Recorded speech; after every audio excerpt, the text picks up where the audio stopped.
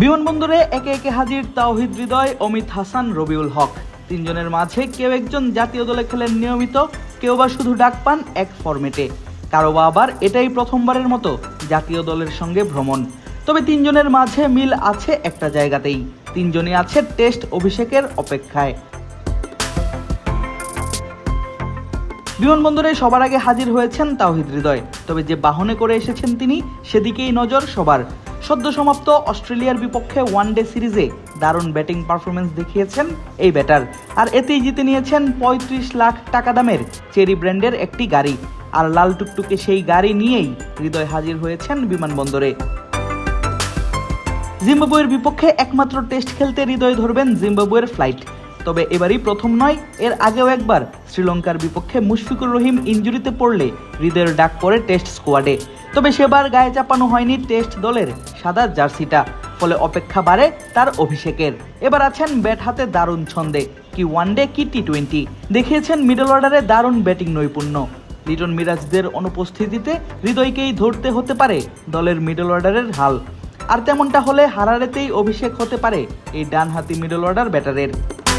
5+ star rating প্রাপ্ত দেশের সর্বোচ্চ বিদ্যুৎ সাশ্রয়ী ওয়ালটন এসি স্মার্ট কমফোর্ট এখন নেক্সট লেভেলে।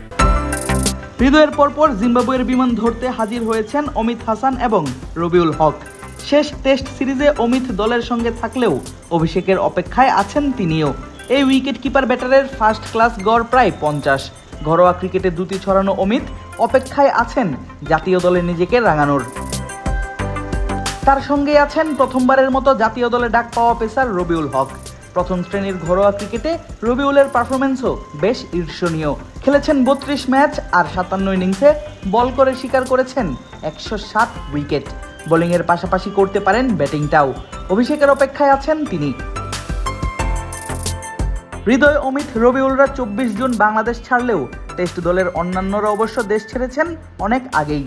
টি-20 দল যখন অবস্থান করছিল চট্টগ্রাম, তখন 21 জুন বাংলাদেশ ছাড়েন টেস্ট দলের অধিনায়ক নাজমুল শান্ত, পেসার ইবাদত হোসেন, ব্যাটার মুশফিকুর রহিম, মুমিনুল হক, মাহমুদুল হাসান জয়, সাদমান ইসলামরা। ইংল্যান্ড থেকে সরাসরি জিম্বাবুয়েতে গিয়ে যোগ দিবেন পেসার হাসান মাহমুদ। ইনজুরির কারণে জিম্বাবুয়ের বিপক্ষে একমাত্র টেস্ট খেলতে পারবেন না লিটন দাস। মিরপুরের হোম অফ ক্রিকেটে চলছে তার রিকভারি সেশন। বিশ্রামে আছেন টেস্ট দলের আরেক নিয়মিত মুখ মেহেদী হাসান মিরাজও। তাসকিন আহমেদও যাচ্ছেন না দলের সঙ্গে। নতুনদের সুযোগ দিতেই এই পথে হাঁটছে বাংলাদেশ, যেন দিল বড় দলের প্রমাণ। আগামী 28 জুন থেকে হারারেতে মাঠে গড়াবে সিরিজের একমাত্র টেস্ট ম্যাচটি। সেই টেস্ট ম্যাচকে ঘিরে ইতিমধ্যেই নিজেদের স্কোয়াডও ঘোষণা করেছে জিম্বাবুয়ে। আদিব আশরাফ, ক্রিক ফ্রেঞ্জি।